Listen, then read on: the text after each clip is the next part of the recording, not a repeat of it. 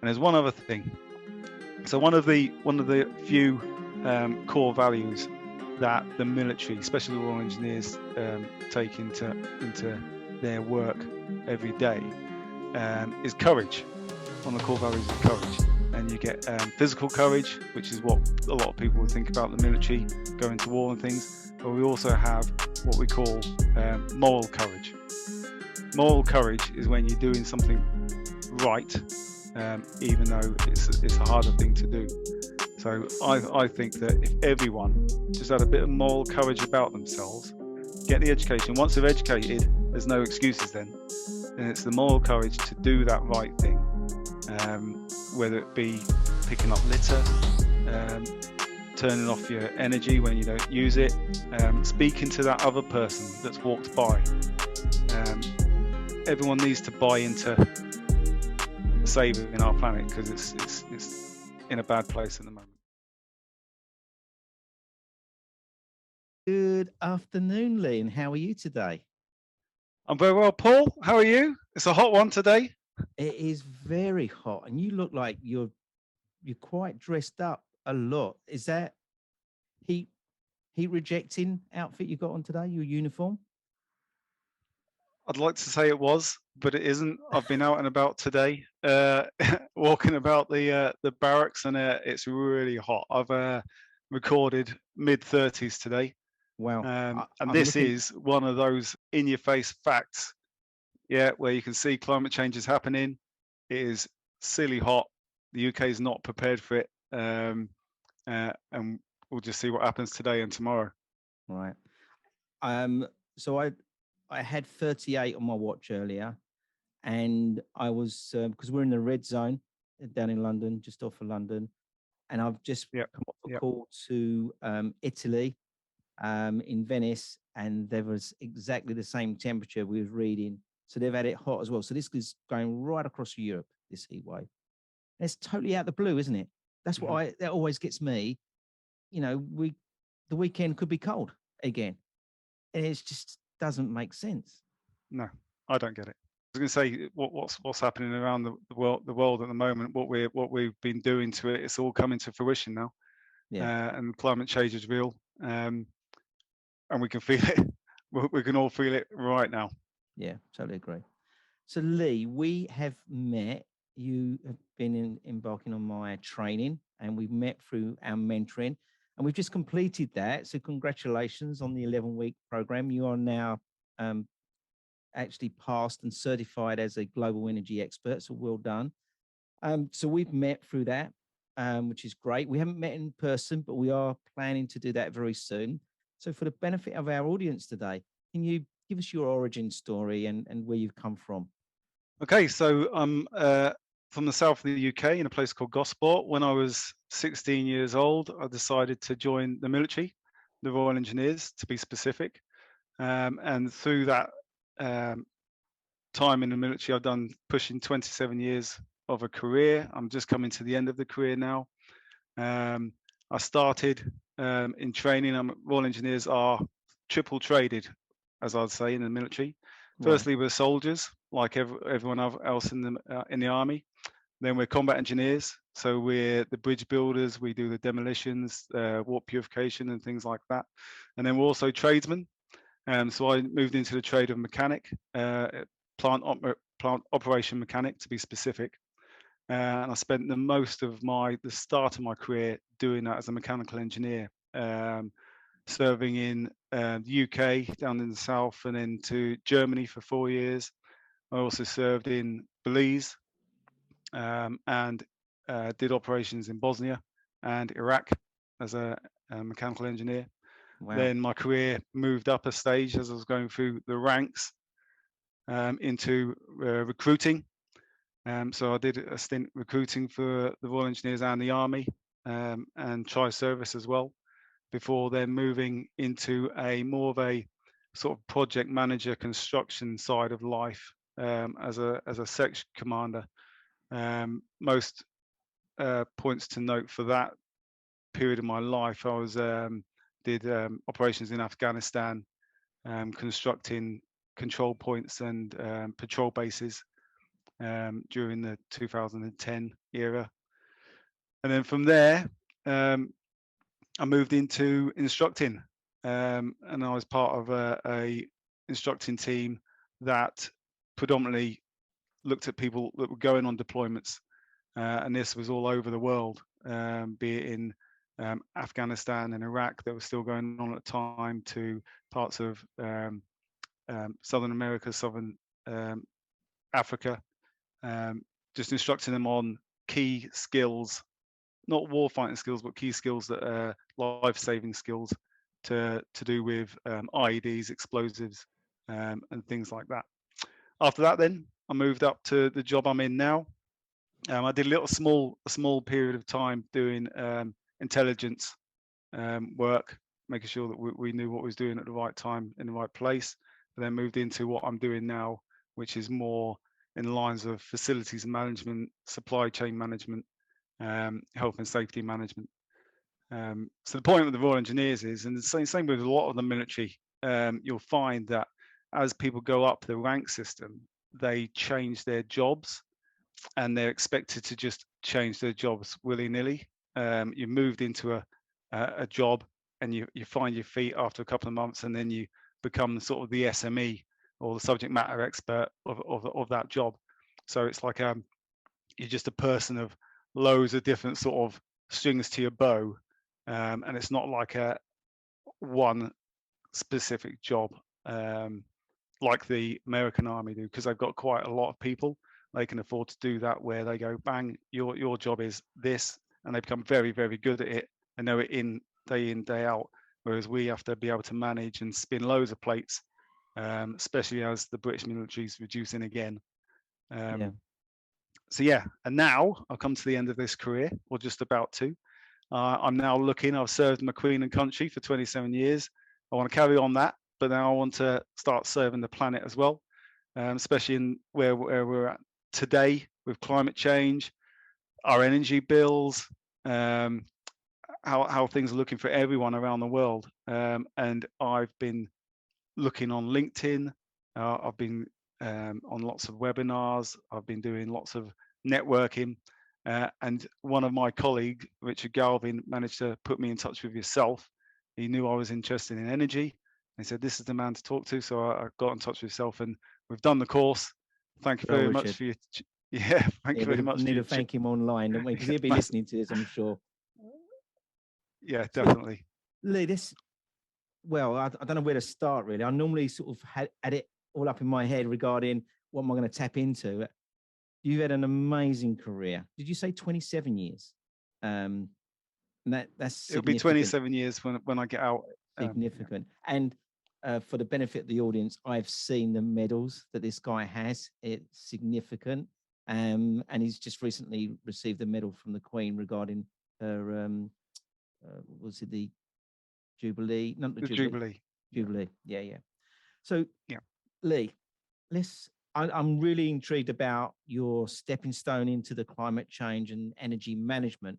I want to go back right to the beginning. For 16 years of age, what was the trigger to say, I'm going to join the army? What was that? What made you do that? Do you know what? I was a real keen footballer, and I wasn't that bad either. And I had the dream, like every other youngster, was to become a professional footballer. I had lots of trials. I had scouts come to watch me, and I think I got, at that time in my life, I was a bit. I wasn't very good at waiting for things to happen, and there was no jobs that I wanted to do at the time. I didn't want to go to college. I'd had enough of education, although I loved school, and I didn't want to go and stack shelves anywhere. Not that that's a bad job, but it just wasn't for me. So my father was in the military. He was a Royal Engineer, okay. And he actually left when I was, because of me. He'll never blame me to my face, but he left. He left when I was born because he was going to be assigned overseas, and he wouldn't have seen me for the first 4 months of my life. Wow. In hindsight, was it a good thing for him? I think he should have stayed in, but that's my opinion. But he knew what the Royal Engineers was about specifically, and he gave me some good insight and good tips, and said, listen, you'll do far worse than join the Royal Engineers. You'll get a trade. Yeah. You'll learn some fantastic life skills, and then it's up to you how you move on from there. Yeah.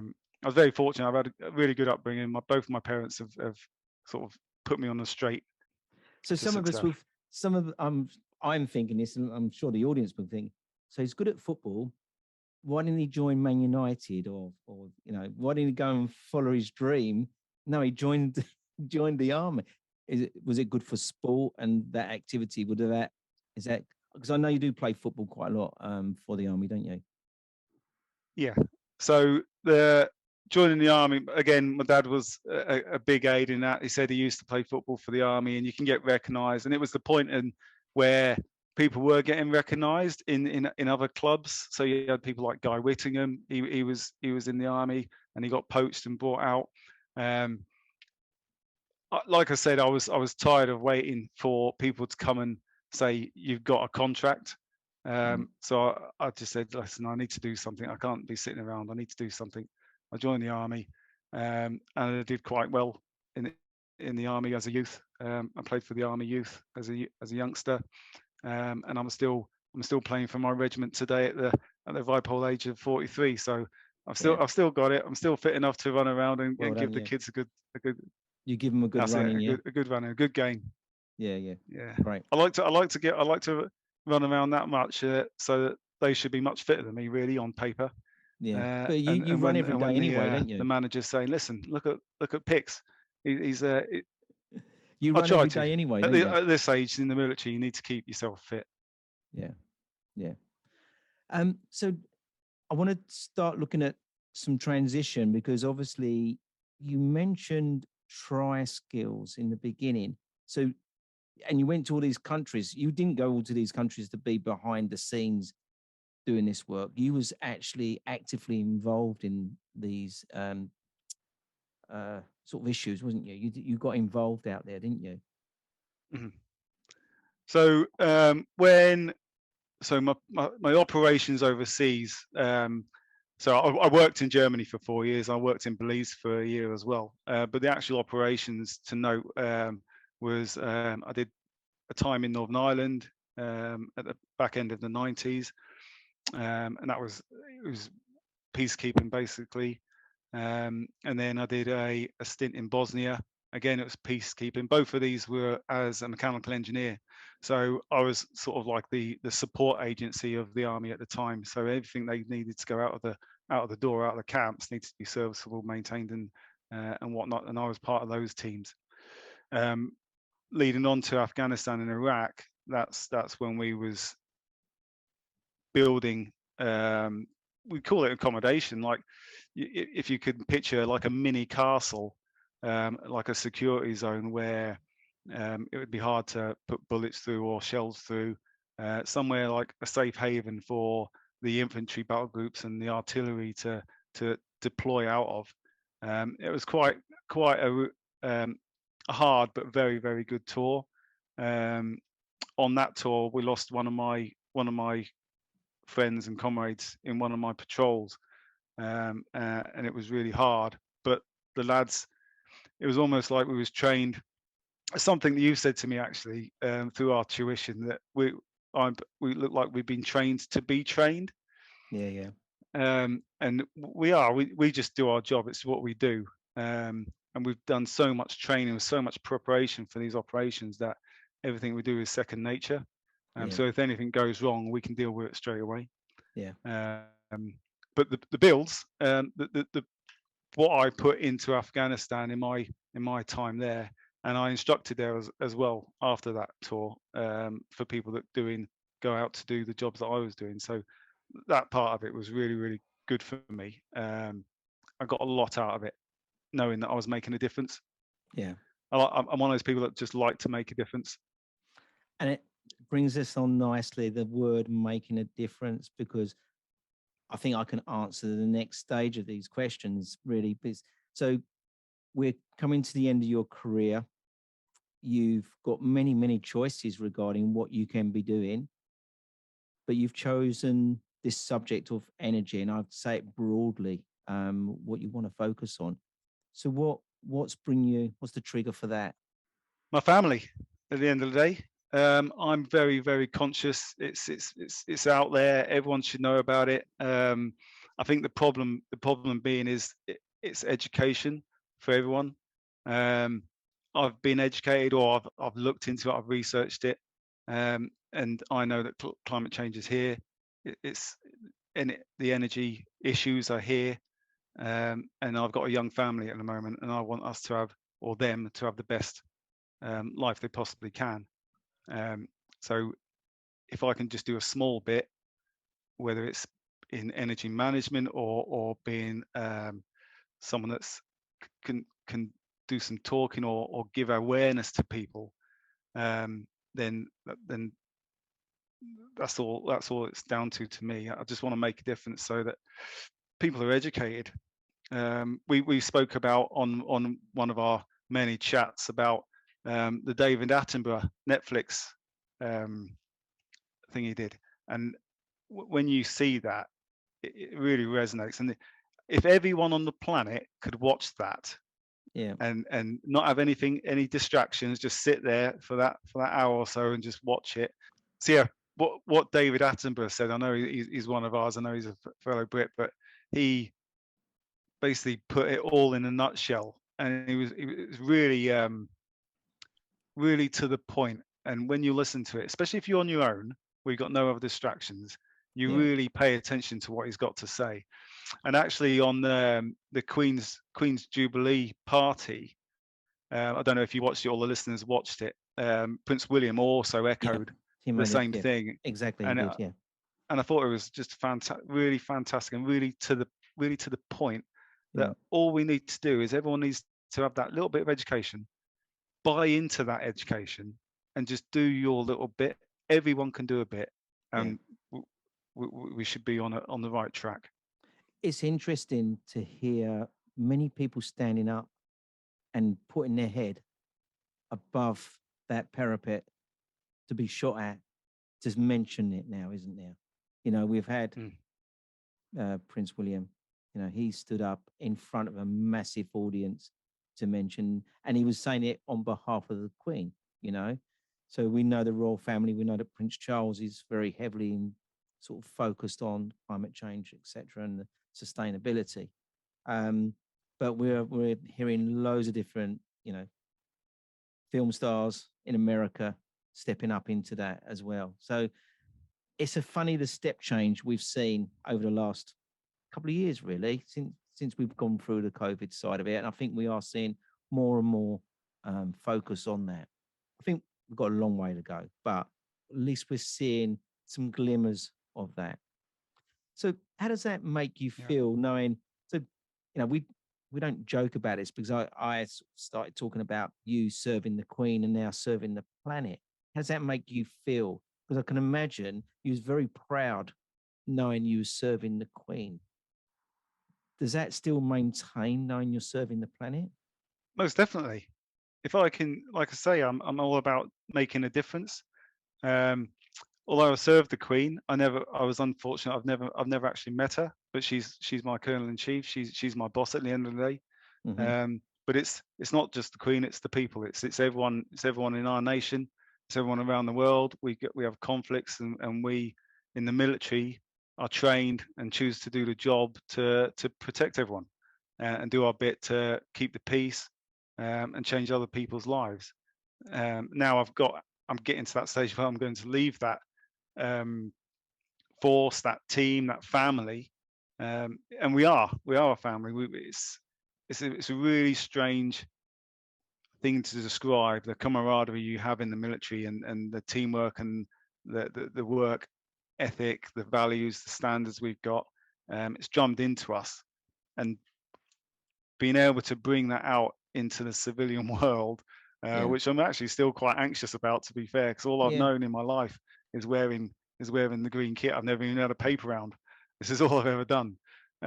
So to become a civilian, and knowing the skills I've got. Another thing with the military is we're very humble. We don't understand what actual skills we can bring to civilian companies and sectors. I hear from so many different recruiters and advisors that we need to sell ourselves, don't sell ourselves short. But it's, I mean, you know me now. We've known each other for a couple of months, and we get on, and I think it's just that positivity. We in the military, we're always positive. We have to be, and it's bringing that out Nothing's too hard. and helping everyone else be positive. Yeah, Getting and everyone else on board. Yeah, and nothing's too hard to do as long as we plan. You know, we talk about planning, don't we, in our training? And you know, you have your sayings around the planning. Planning is important. If we plan, you know, that's where we need to start, and that's really early on in what we're doing. And I'm sure all the skills that you have, I call them soft skills compared to the energy management skills, they're going to be totally aligned with what we're doing. You know, we need to be, it needs to be a military maneuver regarding energy management. We need a process.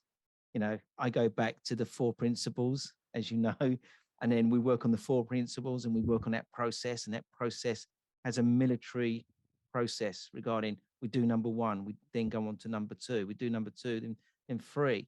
That's, you know, I found it such a pleasure training someone like yourself, because one, you're born to be trained.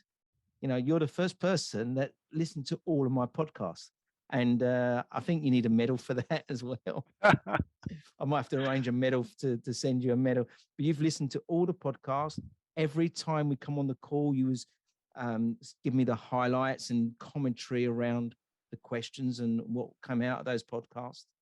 And I hope you go and listen to this podcast as well when you're driving into work in the next couple of weeks. I'm sure you will. I will. I think I will, but I'll be cringing. I'll be cringing at my own voice. But yeah, I think it's a bit of a, again, it's something about the military, or especially that's been drummed into myself. It's the focus on what you want and how you want to get it. I know I'm going to be leaving the force. I know I wanted to get into NG, and I know that doing your course was going to be a stepping stone towards it. So I was focusing on everything. As soon as I knew that you did a podcast, I was like, okay. I've never heard a podcast since before I met you. I was like, right, I'll get into this, see what this is all about. Put the first one on in the car. I'm fortunate or unfortunate enough to have an hour commute every day, so it was perfect for me. So I put the first one on, and then it ran into the second one. I was like, oh, fantastic! Fantastic. I don't even need to upload the next one. It just runs straight into the next one and the next one. So I was just like, right, let's just listen to more. And all the beauty of your podcast, Paul, is that every single person is passionate about what they do. Yeah, they're all unique. Some of them have companies, some of them are, and it's all over the world. They have their own different sort of things that they do. They're all experts in their field, but the passion that they all, it comes out, and it's really good to hear, and it makes me want to do it even more. Yeah, that's amazing. So Lee, when's the D-Day? Oh, sorry, I keep referring. I've got all these military things in my head and war things. So when's D-Day regarding when you're coming out? What's the date? So D-Day for me is the day before my 44th birthday, the 4th of February. Right. 4th of February next year, 2023. But before then, I'll have some time to do some more training. Yeah. Find some companies, do some interviews, do some work placements if necessary. I just want to find my niche, somewhere that wants me and somewhere I want to be. Yeah. Like I say, I just want to do my bit. What do you think your challenges are going to be? Great question. I think the transition from the military life. Like I say, I've worn this uniform for the past 27 years, almost every week, and becoming. I wouldn't mind this. I wouldn't mind the feel of a nice suit, or but it's the transition into the civilian life and the terminology as well. I think terminology. There's so much in the military, so much jargon and acronyms and things like that I need to sort of not forget, but I need to learn a hell of a lot to get by and be good in the industry, and leave certain jargon back in base Yeah. that civilians don't understand. Like the word Roger when we're on the phone. The amount of times Yeah, to Lee when we're on I the need to get phone, rid of Lee that always one, don't I? says, "Yeah, Roger that." So I Lee, don't like I don't like it. Don't like myself saying it, but yeah. you Well, just I'll can't get rid help of that it, one. can you? No, So, it's so we've like got so we've got February the 4th. So that's going to be the time when you're going to be out there, and I think you are going to be an amazing catch. If that's the right word for any organisation that's going to be looking to place someone like you. I'm going to be working with you to help you get that obviously position, and obviously with my connections and that side of it. So, Lee, if you sort of, what is your dream? What would be your dream job as such? What is that particular job you're looking for? Have you thought about that, or has it just got to be within the energy industry? I think I think at the moment I just need to get in. I need to get in, get my foot in the door, and let people know who I am and that I'm on board and I want to do it. I want to be um, involved in either B2B or energy management, or just anything where I can make a difference. The dream would be to become. I want to be successful. I want to be the best I can be. I think I've got enough years in me to get up there and become someone, a person of interest, someone not too dissimilar to yourself, Paul. I mean, Yeah. you know, you have a lot of followers, a lot of people know you and respect you because Mm. of what you bring to the table. That's where I want to get. I want to be up there with everyone as a person of interest that has made that difference. And there's some stuff we're going to be working on regarding the sort of the Army, Navy, and RAF, because there's going to be many of you types of individuals, and we're already speaking to some that are considering them steps into the energy sector, whether it be renewables, whether it be energy management, data analysis side of it. As I say, and I see you as being an ambassador. You're leading this for everyone to follow into this, and I think you'll make a great ambassador. What I want you to go and find that position, and find your feet. But I also would love you to keep one eye on this world, because you're going to be able to give so much to these guys coming forward. And like yourself, everyone's nervous. It's uncertainty, isn't it? That they're all looking at. Am I going to be able to cope without being in a team? Because you're going to come from this Yeah. massive team to being an individual, and I think that's the challenge. And this is what we need to work with you on regarding that. And you've got a lot of people around you, Lee, personally, to help you through that. I can assure you that now. So on that note, we are at that stage. You'll be very pleased to know, because you'll know you're getting towards that end. Is there anything you can give back to the industry today as a takeaway? To the industry, like I've just completed your course, so I've just got myself my first qualification. So with all of the energy experts that you've had on your podcast, I'm a very little small cog in the massive machine, but I want to become bigger. So my takeaways: your listeners need to listen to all your podcasts. I'd advise them to actually have a listen. I know I'm promoting you, and that's fine, but actually, like I said earlier on, they're all influential. They're all interesting. They're full of passionate people, like-minded people, Mm-hmm. and they all have the goal, and they all have the same message. And I think it's all about education. I think there should be something in schools, colleges, universities, in the curriculum, just focused on climate change, energy management, renewables, things that people need to know about, because they're not educated. Because they're not educated, people just don't know. It's not their fault. No. They just don't know, and because they don't know, then the progress we're seeing, I think, is really, at the moment, it's quite slow. So yeah, education is another one, and there's one other thing. So one of the few core values that the military, especially the Royal Engineers, take into their work every day is courage.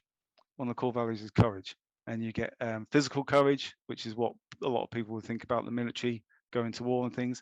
But we also have what we call moral courage. Moral courage is when you're doing something right, even though it's a harder thing to do. So I think that if everyone just had a bit of moral courage about themselves, get the education. Once they're educated, there's no excuses then. And it's the moral courage to do that right thing, whether it be picking up litter, um, turning off your energy when you don't use it, speaking to that other person that's walked by. Everyone needs to buy into saving our planet because it's in a bad place at the moment. Yeah, totally agree.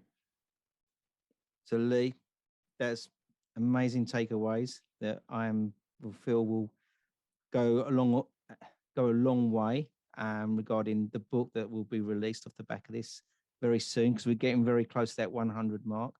It's been an absolute pleasure to train you, and obviously to the first day I met you, I said you were going to be on my podcast. You know that, don't you? And you sort of didn't believe that, did you? And you've come a long way from that day one regarding that. So Lee, Yeah. please. I mean, I was Go on. I was going to say I was nervous as soon as you said it to me back then. I was nervous, and I was quite nervous today as well, actually. But we want to wish you all the well. Wish you well with your sort of future. You are going to be doing some more training with us and some more mentoring. But we wish you well. We hope someone hears this podcast and sort of thinks, "Oh, I've got a place for him within my company." I'm sure that will happen. But until then, please, you and your family stay safe in these times. Thank you, Paul. You too.